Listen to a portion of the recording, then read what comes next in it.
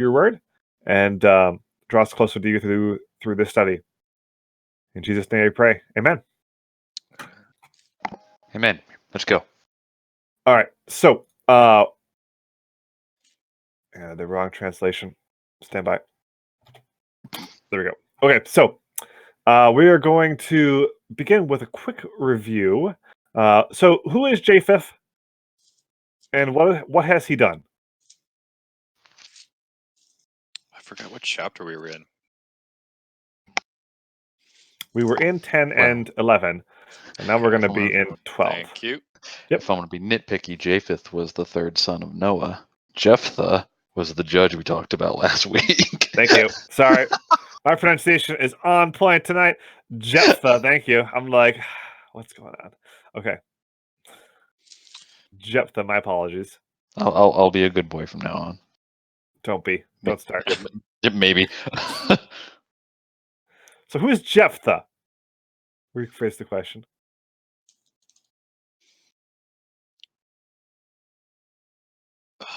Wasn't he? I remember the story. I remember what we talked about last week, but I just can't have the details recollect at the moment. And I can't forget to find it either. Dang it. Oh, here it is. So he was a warrior that was leading the Israelites, I believe.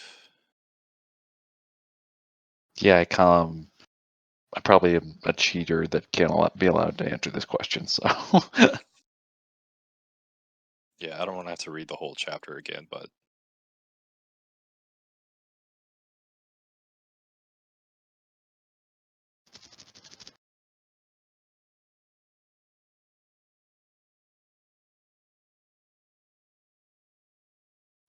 trying to see here.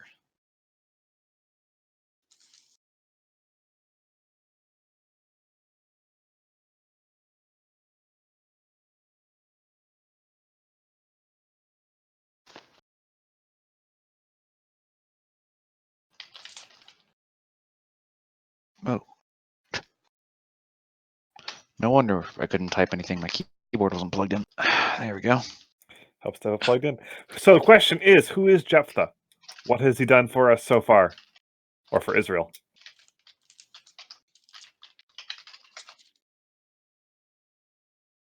Yeah, that's an understatement. Yeah. So I believe he was leading the people, and oh gosh, it's those details. He led them into battle with, was it the Ammonites? I believe. I don't recall which group it was again. I believe it was with the Ammonites. I believe, because he had that speech to the king, and he made that vow. Oops, sorry. He made that vow that the individual or I think it was more of like I think the consensus was like the idea that he believed like there was a slave that would walk out of his home when he returned home, but in reality it was his daughter, of course. And due to that, it was very sorrowful at the end there. That's why I understand now it's like a very complex character, of course, because of that. Because all this stuff happened. The Lord led the people through it, and they were victorious. And then all of a sudden, oh, you know,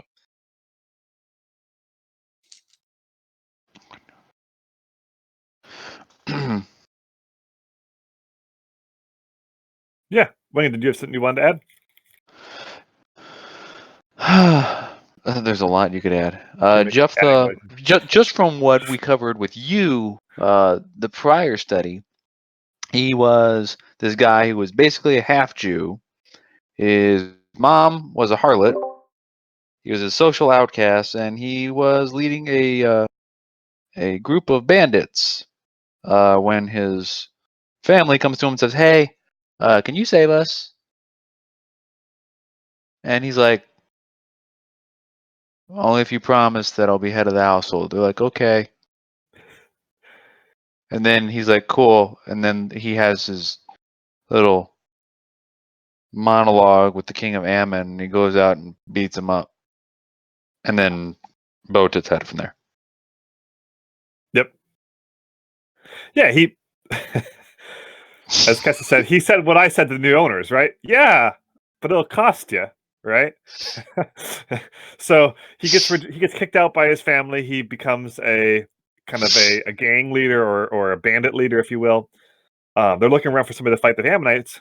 I figure, well, he's been taking our lunch money for the last, however many years.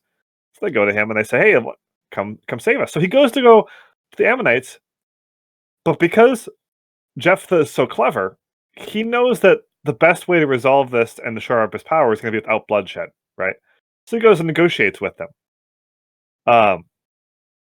And the negotiations, kind of fail, but he gives it a shot, which is, I think, kind of interesting. Winged did a really good job last week of covering the minutia of how that worked and how he kind of refuted their legal claims and referenced a lot of scripture, interestingly.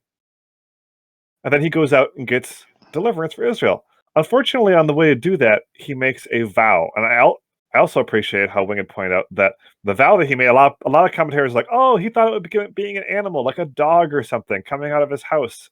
Because the vow is he'll sacrifice with a burnt offering or whatever comes out of his house first. Stupid vow, right? We look at it and we go, that's dumb. Why would you do that? You're a judge. You can deliver Israel. Like God's delivered Israel throughout all this. Okay, let's think about this for a couple seconds. So, number one, he's not really God ordained like the rest of the judges, or like some of the judges. He hasn't had a sign. So he does what would be considered at the time a pagan best practice.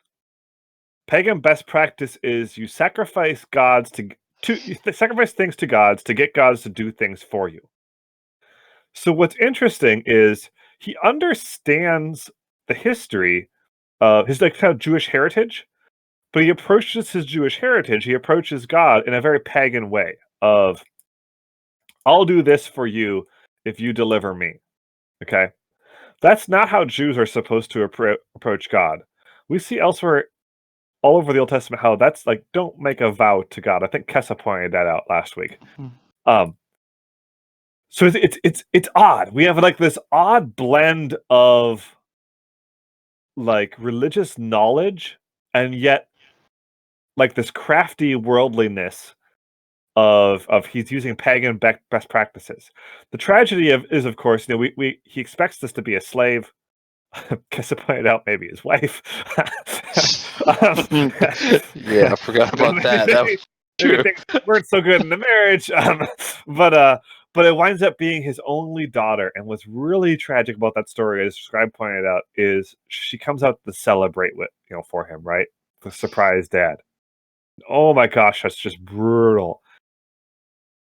A lot of commentators, like when they tried to weasel their way out of it, they're like, probably didn't sacrifice her, as a burnt offering, except for it says in the text, he did as he vowed, and he vowed to do that.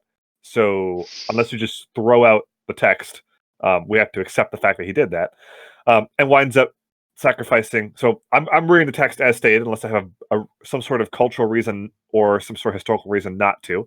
And I think that there's no grounds for either. In this one, the text is pretty clear. So taking it at face value, he sacrifices his daughter because, again, back to religious practices, he understands that you don't get to lie to make a promise to God and get off scot-free if you break that promise. So even though that promise requires him to do a wicked act, he does the act to protect himself. Very, very complex character. Because he's protected himself and gotten by the skill of his own hand and his own cunning, because his community has rejected him, and now he finally has a community, this daughter, that loves him, and he winds up having to sacrifice that to get by. He's kind of a scrapper character, if you will. Okay, so that's where we left him last week. let's pick things up this week and see how he's doing. Can I have a volunteer to read chapter 12, verses 1 through 7? Oh, I'll take that one. Go for it. Do it. Verses 1 through 7, right? Yep. Cool. Now the men of Ephraim were called to arms, and they crossed to Zaphon and said to Jephthah, "Why did you cross over to fight against the Ammonites and did not call us to go with you? We will burn your house over you with fire." And Jephthah said to them, "I and my people had a great dispute with the Ammonites, and when I called you, you did not save me from their hand. And when I saw you would not save me, I took my life in my hand and crossed over against the Ammonites, and the Lord gave them into my hand. Why then have you come up to me this day to fight against me?" Then Jephthah gathered all the men of Gilead and fought with Ephraim. And the men of Gilead struck Ephraim, because they said, "You are fugitives of Ephraim, you Gileadites, in the midst of Ephraim and Manasseh."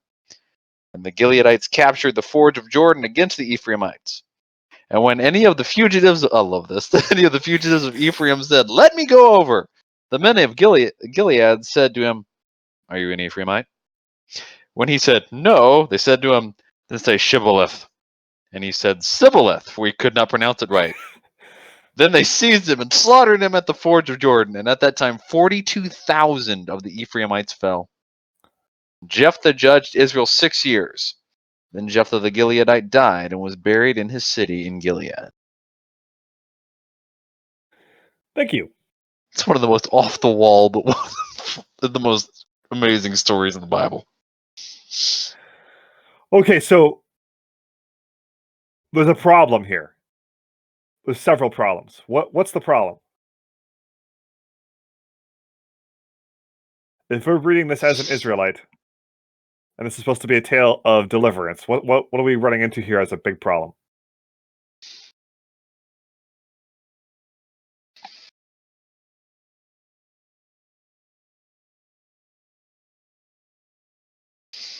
Well, the fact that it was Gilead that went up against the Ammonites and not the Jews.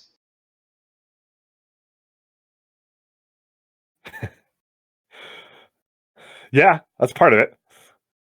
Kes's got it, the Civil War. Okay. So Jephthah is a judge, and what's the judge supposed to do? I don't think it's a trick question. Not a trick question. Like, he judges. Yep. Okay. Good. Yeah. Sweet. All right, Kes has got it. Okay. So he's supposed to be killing the bad guys, right? Like he's supposed to be killing the people who are enslaving Israel. But Jephthah's story ends with Jephthah killing Israelites and a lot of Israelites. Okay. What's interesting about Jephthah is most other judges that we've covered here, their story ends with some sort of line of he judged Israel and Israel there was peace in the land and he judged Israel, or he judged Israel and there was peace for X amount of years. We don't get that with Jephthah. We get he judged Israel 6 years. And then Jephthah died and was buried in the city. And at the end of his story, the last thing we know, he's killing Ephraimites. Okay. Now, we look at this and go, ooh, yikes, that's not so good. And it isn't, but the Ephraimites touch off all the right buttons to set someone off. Okay. So, one of my coworkers went off at a client this week, and she came to me afterwards and talked to me about what happened. And it was interesting because as she was telling me the story, I could tell that the client, former client at this point, insulted her in certain ways to touch off a lot of things that would be very personal for her, and it got to be a real personal conflict, and because of that, it went down. I'm not judging her on that. I've done that with a client earlier in my career. But what happens is there's certain things that are in people's lives, right? And if somebody goes and touches off those hot buttons, if you will, it can provoke an emotional reaction where logic goes out the window. And that's what happens here with Jephthah. Okay. So what are the hot buttons that the Ephraimites touch off for Jephthah here that kicks off this slaughter?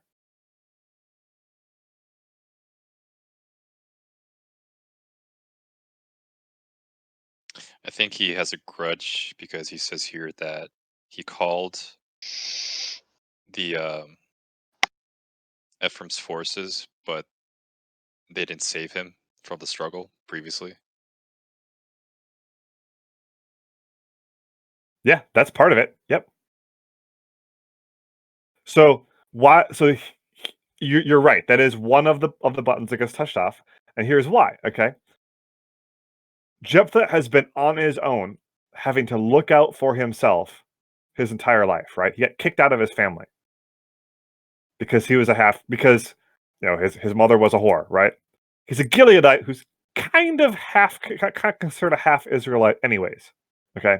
And even his half Israelite brethren kick him out until they need him, right?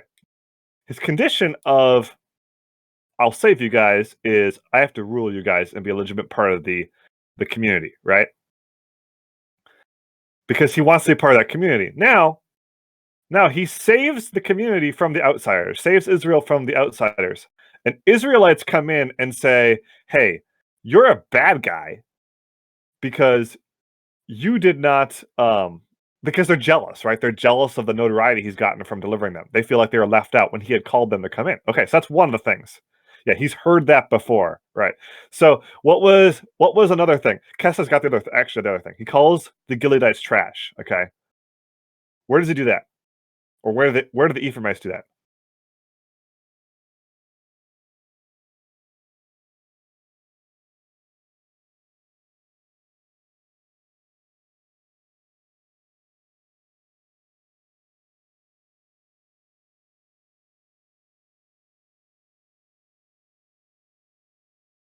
Is it not in these scriptures? Is it somewhere previously? Nope, it's in this one. It's in verse 4. Because they said, you are fugitives of Ephraim, you Gileadites, in the midst of Ephraim and Manasseh. Okay? So he's calling out they're calling out his half heritage, right? Yeah, you don't have anywhere, you don't have any allotment of land. Each of the tribes were granted a specific land, but the men of Gilead weren't a tribe, so no, they didn't get peace. So he's basically calling them like you bunch of homeless vagabonds. Second-class citizens, right? Yep. You second-class citizens, you fugitives of Ephraim. Okay. He's been a fugitive. Jephthah's been a fugitive all his life, right? Bit of a sore topic for him because he got kicked out of his family and has had to live on the run as a bandit because that was the only recourse left to him. Okay. So they're going up to him, they're saying, hey, you are just this like worthless criminal class, like absolute half-breed, son of a whore person. You're not even a full-blooded Israelite. You guys are just like you're just king of the bottom feeders, right? Okay. Here's what Jephthah's thinking. This is not a good way to live. Here's what Jephthah's thinking. Are you serious right now? He's going, I come back, I risk my neck to save these people. I sacrifice my daughter to save these people, right? We look at that decision and we go, that was a bad decision. Jephthah screwed up. Jephthah's going to himself, I did the best that I could. I went with the best knowledge that I had. It's pagan knowledge, grand. It's a sin. Totally understand. But Jephthah is not a villain in his own mind, right? I'm most likely he thinks that this is probably justified. So he goes, I sacrificed my daughter to try and save these people, and now they're coming up and they're insulting me, and they weren't here to help me when the work was here to be done. Okay. So they touch off they touch off the outcast thing, they touch off the lineage thing, they touch off the they weren't here to help him thing. and they touch off the daughter thing, right? The sacrifice daughter thing, they go and die. Okay. So he responds the way you would expect, right? After touching off all those hot buttons, he has an emotional response where he leads the army after these people, and they win. Ephraim loses. They fought with Ephraim. The men of Gilead struck Ephraim because they said, we talked about. But in ancient battles, most of the people were killed in the retreat. We've talked about this before, okay? When you rout an enemy, they just flee into the countryside. You go after them as many of them as you can, okay? The ones that make it away will try to slink back home, okay? So, this is where the geography comes important. Ephraim is on the east side of the Jordan. Ephraim crosses over the Jordan River towards the west to go after the Gileadites, okay?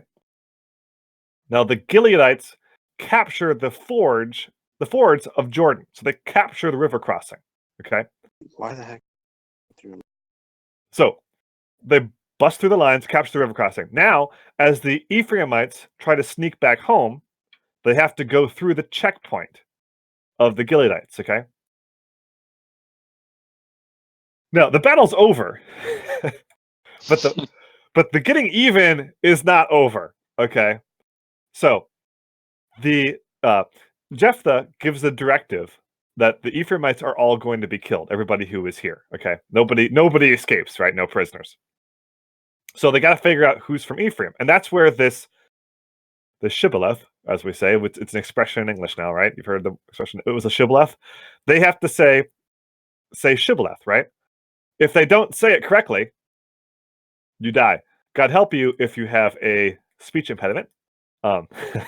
But these guys have an accent, right? They have a local dialect that they say it as Sibboleth, right? So whenever they say that, they go, "Oh, this guy's from Ephraim," and then they kill him. Okay, so they do that. Why is it using my? What's that?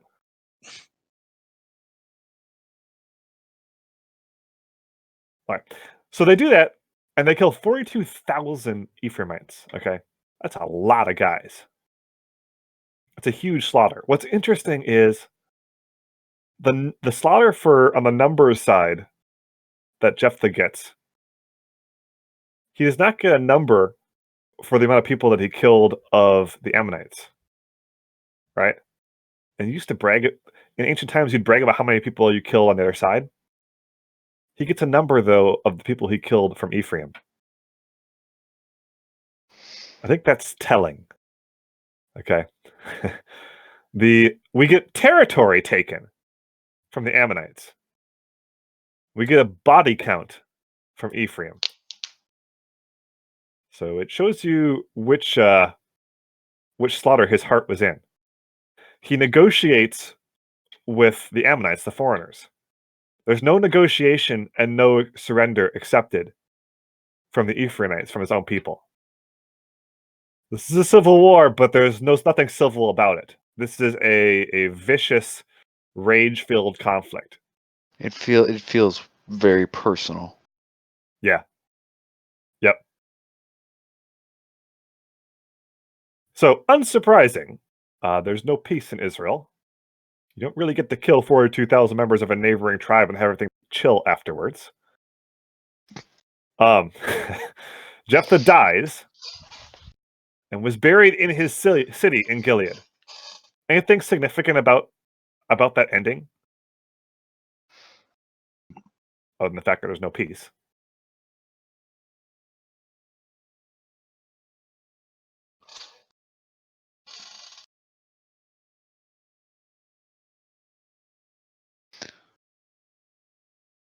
Just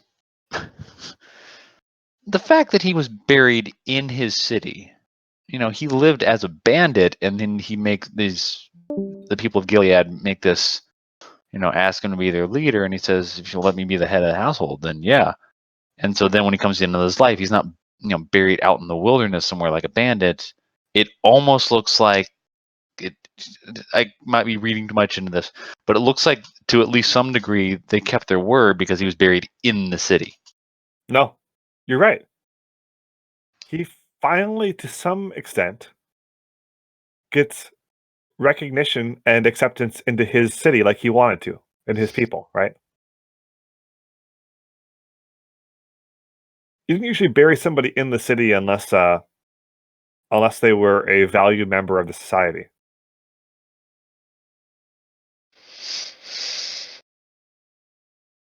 Kessa has the other thing, is pretty much every other judge judges and lives and rules for a long time. Jephthah has a very short life. So there's a couple of reasons this could be. This could be from Kessa's right. I think that's a good theory. He could have died from a broken heart. He could have died on the battlefield against Ephraim or some other tribes. Seems likely. But if he dies on the battlefield, I mean, he's not leading from behind, right? Dare I say, maybe Jephthah was at the front lines extracting revenge because of how angry he was and wound up dying during that? Maybe he put himself there because he didn't feel like he had anything to live for other than this rage. I don't know. But regardless of what it is, he definitely has one of the shortest rules, and I think that would stick out to a reader at the time as well.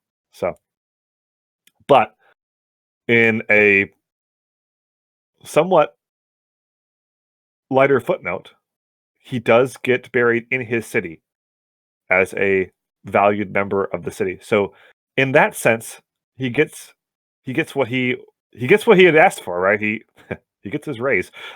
He gets the payment that the people promised him. Okay. So before we move on to the next three judges, who are going to be like the shortest judges of all time, not short in time period, but just short in discussion. We've talked about how Jephthah is a complex character. What can we learn from him? Is there anything to learn from him? What do we do with him is a better question. Is he a good guy? Is he a bad guy? How do we respond to this?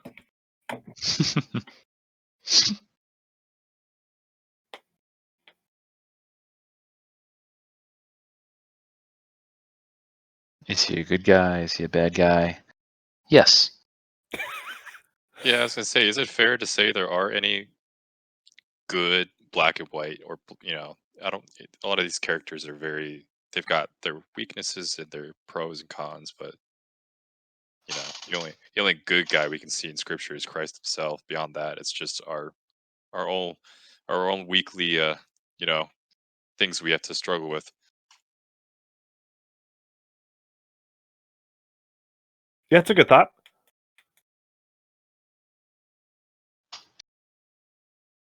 Yeah. If you guys have seen Would You Be My Neighbor, you know what Kess is talking about there. Obviously a very damaged character.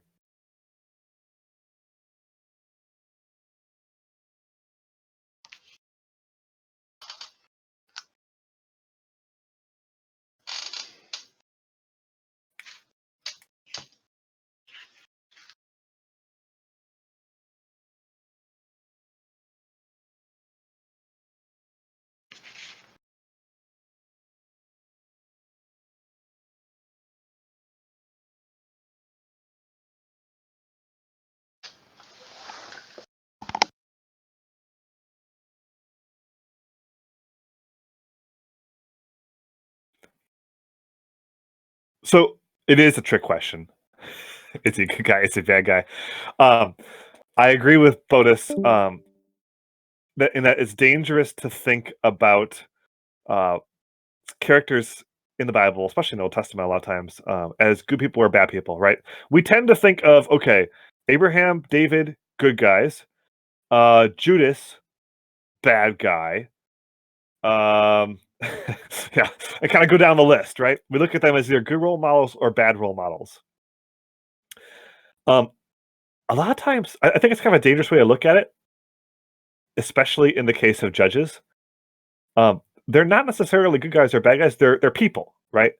Who have complex motivations, who have if we could see them in their circumstances, perfectly, I think we'd be able to relate to them a lot, which is tough for us to do sometimes. Because we just look at like the act of, oh my gosh, he sacrificed his daughter. But if you look at where he came from and you look at what he was trying to do, I think these characters are relatable. And in a sense, that's encouraging for us, right? Because the problem with looking at people as like good guys and bad guys in the Bible, and certainly there are extreme examples, right? Like Judas is meant to be an example of don't do this. We are supposed to look up to Jesus. Jesus is God, so he is the good guy. But he's pretty much the only one in the Bible, right? Like even David, who's a man after God's own heart, David does some really shady crap. David fights on behalf of Israel's enemies for a while, and then he fights a civil war in Israel, and then he kicks off a separate civil war because he can't deal with the drama in his own family. Because oh yeah, there was that time where he had one of his best friends killed so he could sleep with his wife, right? So the characters in the Bible are complicated, sinful characters, but that should give us some level of encouragement, because I think we look at ourselves sometimes and say, oh my gosh, how could God ever use me, right? I've got these issues. We've got to fix those things before God can use me, okay? God does not have to fix people before he uses them, okay? I think if Judges teaches us anything, that's certainly one of the things. We did a great job last week about pointing out how Jephthah is in the Hall of Fame from in the book of Hebrews, right? But when we look at this guy, this is a guy who sacrificed his own daughter, but his like questionable deeds didn't end there, right? He went on a absolute tear in a civil war against his own people. We get a body count for Israelite dead, but we don't get but we get a property value count for his battle against the outsiders, right? That's got some big question marks, asterisks, whatever you want to put by it, if you're an ancient reader of this, if you're a loyal Jewish citizen, right? And yet that's one of the guys that's held up as, hey, this guy is an example of faith. Why is he an example of faith? Because he was willing to go out and do what nobody else was willing to do. And that was fight on behalf of God's people, right? And he did it imperfectly. He did it in a way where he was trying to do it by his own power, and it got him into trouble, right? But he was trying to do it by his own cunning and craftiness and power. We see it in the negotiations. We see that in the negotiation with the Ammonites. We see it in the negotiations with God, where he feels like he has to promise God something. But what that is it shows you he's taking these actions at least partially because he's figured this is how I've survived, right? By my own cunning and crafting and taking what I need and sacrificing, making sacrifices where I have to make sacrifices in order to get what I want, right? And we look at that and we go, man, like, I don't know, it's still tough to relate to. Like the idea of him sacrificing the relationships with the people closest to him to get what he wants, right? Which is what he wants is deliverance for God's people. And yet, how many of us have sacrificed relationships because of things that we wanted? We do that every time we sin, right? We sacrifice our relationship with God. Sin damages our relationship with God. It damages our relationship with other people. When we sin, we say, I want what I want, whether that be money, sex, worldly approval, whatever, convenience. I want what I want more than I value my relationship with God or my relationship with other people. We are Japheth. It's just Japheth had to actually see and smell and witness his sacrifice. Ours are sometimes more subtle, sometimes more delayed. Yeah. But we are Japheth a lot of times, right? So I look at Japheth as an extremely relatable character, just like Gideon is. And then the hurt that he experiences after that, and how that sets him off against his brothers, right? And the people that he fights against with the most rage is not the enemies, but the people close to him, his family members, right? The neighboring tribe. These are all part of the same family. And then he he dies. He dies with some level of reconciliation, but with some level of still unresolved conflict. Okay, so he's certainly not a great role model, and the ancients who are reading this would go, man, like, yikes, that was brutal to them as it is to us. And yet, this is the judge. This is the most righteous guy in Israel, right? So we've talked about that downward spiral of the book of Judges and how each judge is shady and each judge afterwards is shadier than the last judge, right? And we look at us and we go, man, like, this has got to be the bottom, right? Like, it doesn't get any worse than this. And yet we'll see how that goes the next couple weeks. Anything else on Japheth before we go on to the next couple guys? Or 3 guys? Or, yeah. Jephthah, sorry. I could see Winged getting ready. I wasn't going to say anything. Just say Jeff. Yeah. Call him Jeff. That works. Well done. I knew that would come back around. Yeah, that's a good point, Kess. I'm just reading Kess is what she put in the channel now. But yeah.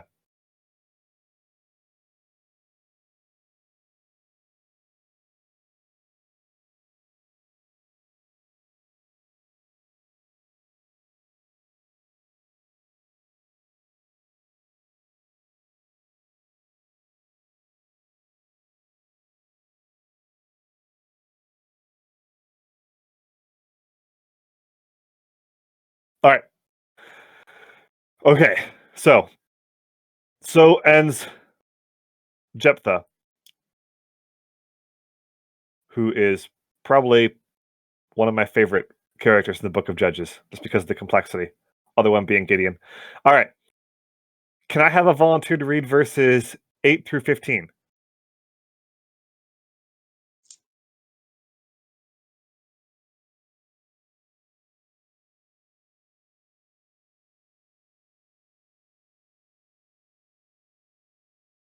I don't mind doing it.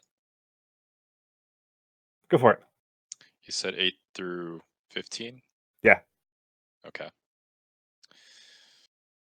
All right. It says, after him, Ibsam of Bethlehem judged Israel. He had 30 sons and 30 daughters he gave in marriage outside his clan, and 30 daughters he brought in from outside for his sons. And he judged Israel 7 years. Then Ibzan died and was buried in Bethlehem. After him, Elon the Zebulunite judged Israel, and he judged Israel 10 years. Then Elon the Zebulunite died and was buried at Ajalon in the land of Zebulun. After him, Abdon the son of Hillel the I'm so bad with this. The Parathonite judged Israel. He had 40 sons and 30 grandsons who rode on 70 donkeys, and he judged Israel 8 years. Then Abdon the son of Hillel the Parathonite died and was buried at Parathon in the land of Ephraim, in the hill county of the Amalekites. Sorry. Speaking in like this, it just makes my tongue start going crazy. No, good job. That was a brutal series there. Okay. So, obviously we get short footnotes on these people, so we won't go deep into each one. Other than the fact that, oh my gosh, there's a lot of place names here that are tough to pronounce. What do we see here? So I guess just initial thoughts is there are judges here that had even less of a thought in scripture. Not saying like of their value, but more so just like what we were just talking about with Jephthah, that it spoke of his 6 years and that he died. This is just they mention their name, that they judged for a certain amount of time, and then they died, and then the exact same thing happened to the next one, and so on and therefore.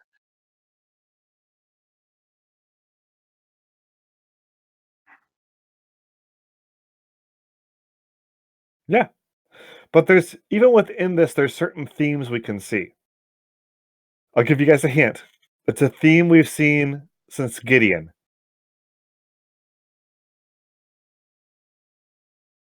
The big theme.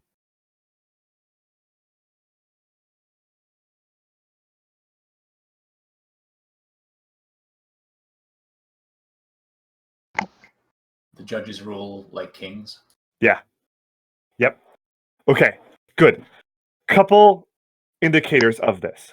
First one is Ibsen, right? 30 sons, 30 daughters. Okay, so this is not all coming from one woman, which means he has multiple wives. Okay. So, in this time, marriage is largely political. So he has multiple wives, so he can have multiple children, multiple heirs, and most likely consolidate power. You say, Angarth, that seems like a stretch. Okay, let me explain. He has 30 daughters, not always mentioned in the genealogy. Why they mentioned here? Because he gives them in marriage outside his clan. Okay. Why is that mentioned?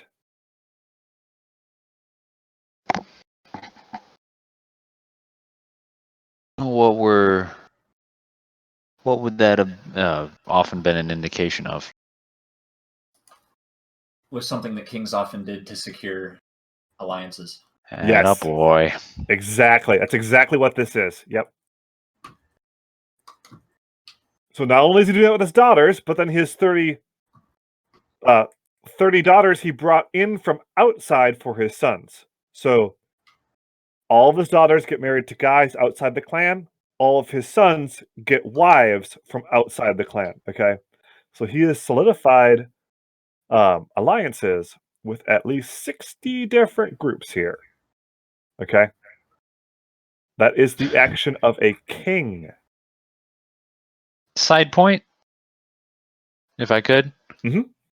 Well, there are also 60 different people that the Israelites didn't look like they drove out of Canaan. Yeah, it's borderline, right? You can't say Right. definitive, but especially the daughters for the sons one. That man, this the way that syntax is written. It makes me think that there's at least some of that that's probably not coming from other Israelite clans, right? Mm. So yeah, this has got major red flags on it for me. He only rules for 7 years. Okay, so all those alliances not so effective. But yeah, dies and is buried at Bethlehem. Okay, then we get Elon the Zebulunite. We don't get much about him. And then we get Abdon, the son of Hillel. Okay, he's got 40 sons, 30 grandsons, who rode on 70 donkeys. Okay, that's what is going on there? Again, it's signs of royalty, right? Like these guys are helping him rule. They are, again, he's consolidating his power, acting like a king. Okay. Also, a short reign. The stuff's getting shadier. The reigns are getting shorter. The downward spiral continues. Okay. We will talk more about this next week with everyone's favorite judge, who will also get his own miniseries. But yeah, you can see here this is not trending in a good direction here for them. So, what do we take away from this week?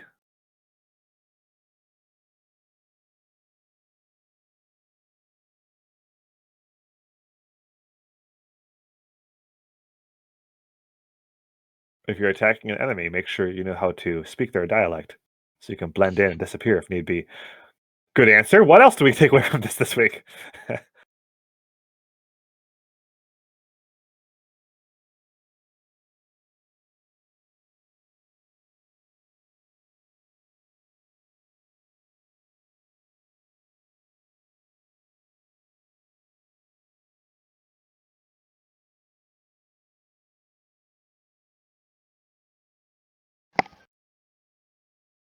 I feel like in the realm of a lot of what was said earlier kind of harkens to back kind of the way we ended last week is back in Hebrews 11.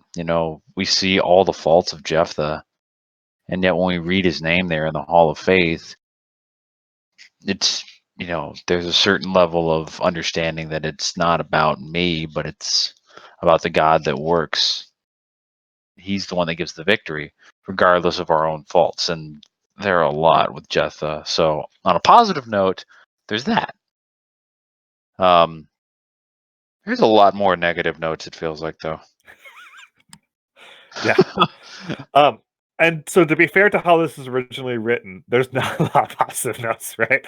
Like the Hebrews interpretation of this is a Christian interpretation, which is good because I think we're mostly Christians here. So that certainly is one of the ways that we're meant to read this. Is we look at the judges, and the way they're always taught in Sunday school is like there's some good ones and there's some bad ones, and be like the good ones and don't be like the bad ones. And that's not how I think we're meant to read this as Christians. What I think we're meant to read this as is we look at these people, and these are complex characters with deep hurts and bad faults, right? And we look at that, and there's warnings for us there. Don't do this. But at the same time, if this guy with this fault, this similar fault to me, can be used by God, certainly I can too, right? And that should be cause for humility and encouragement for me. So I keep going back to Gideon, but he's one of the ones I really relate with most in this book. But I can look at Gideon and be like, okay, here is a guy whose story arc has some similarities to mine in certain areas, right? I'm not hiding in a wine press, but I can see myself being all freaked out by circumstances, and then have God deliver me from the circumstances miraculously, and being like, ha ha ha, aren't I good for delivering myself from those circumstances, and having a fall afterwards, right? So I can certainly learn from that, but at the same time understand, okay, I've replayed that motif a couple times in my life, and yet it's by God's grace that God keeps restoring me, right? I can look at Jephthah, and I can see to a much lesser extent than Jephthah's life. I can see elements of things where I've tried to sneak my way by on my own cunning and craftiness or whatever, right? And to be way too obsessed with becoming part of a group again, and being way too touched off by people hitting my hot button issues, if you were, right? I can see my temper running away from me in certain parts of my life, and yet, and I can see the destruction that's caused, right? And how sometimes my own actions have caused more damage to the people of God than my good did, right? The things I did good. Or I get a body count for the relationships that I've broken in the church, but just a city count for the good that I've done for the kingdom of God, right? And the equivalent of that. I can see areas of that in my life, and yet at the same time, it's not my actions that save me. It's God's grace, right? So I can take encouragement in that. So I think that's definitely like to spend a long time saying what Winged said much better in a short time.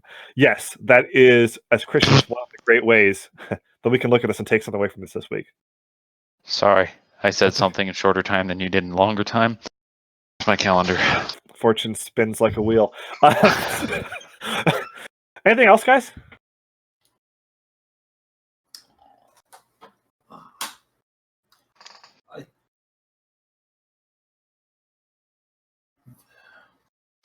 I think one of the major takeaways from the Book of Judges is that the Israelites they're familiar with the Torah. They know that they're waiting for the one who's going to pick up the scepter, who's going to restore them to a right relationship from God. They've been promised this multiple times in the Torah.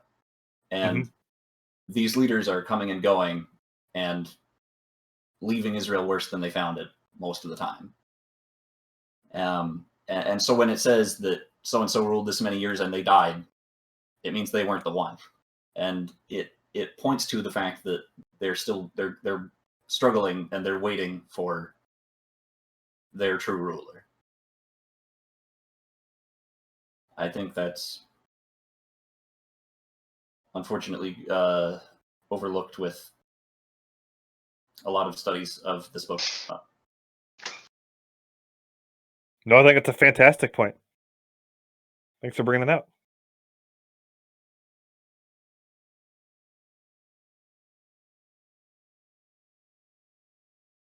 Yeah. Yeah, good point, Amos.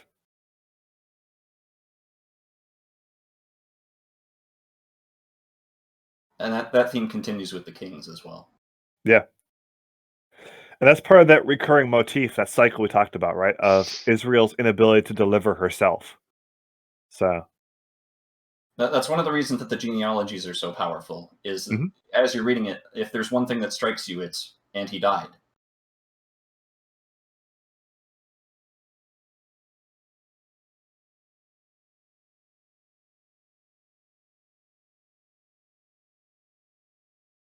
So when Jesus comes along, well, that's the reason that I think Matthew opens with the genealogy of Jesus, right? And Yes. that's why it's so powerful that after all of these genealogies leading up to Jesus, he does not die, like, ultimately. So I took note of that in the book of Judges, it continues that theme with the genealogies from the Torah, of noting that each one dies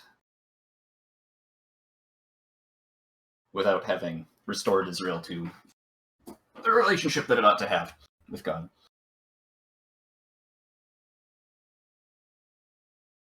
yeah, no, that's a very good point.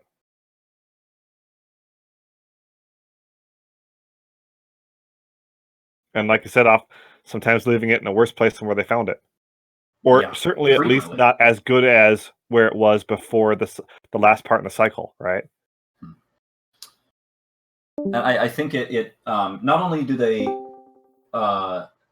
do the judges not generally do a good job, but it provides examples of how human leaders will not be able to live up to the promises that have been made about the coming one.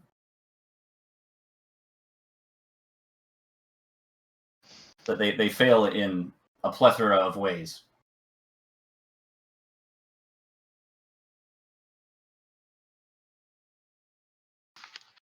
Yeah. And a very common point of failure is pride and trying to consolidate their own power too, as we've seen several times. Yeah. Which I think it shows the short-sightedness of Israel. I mean, the last few paragraphs of the book of Joshua are basically Joshua saying, look, you serve God, things will be good. You don't, you're going to have a hard time. The Israelites say, oh, we'll do it. And so Joshua says, okay, you said so, and we're going to set up a monument here outside a certain city. And just as a witness.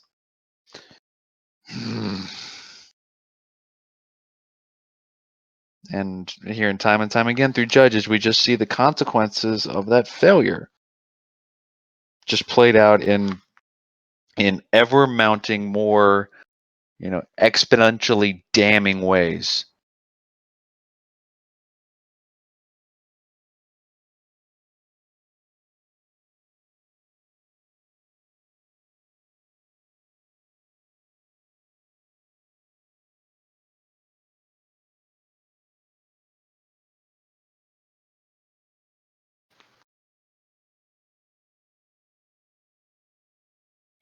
Yeah, and what's interesting is we kind of start to by the time you get to like the end of Judges, or you're nearing the end, you're like,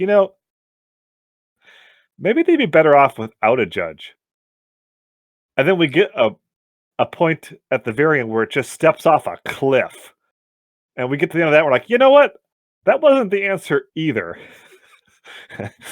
Which answers some questions for us as to why the Israelites are where they're at at the beginning of the book of Samuel. But we're getting ahead of ourselves on that. But you gotta remember, people who would be reading this, in synagogue and whatnot at the time, would understand where the story is heading to. So that would be part of the discussion as they read through this.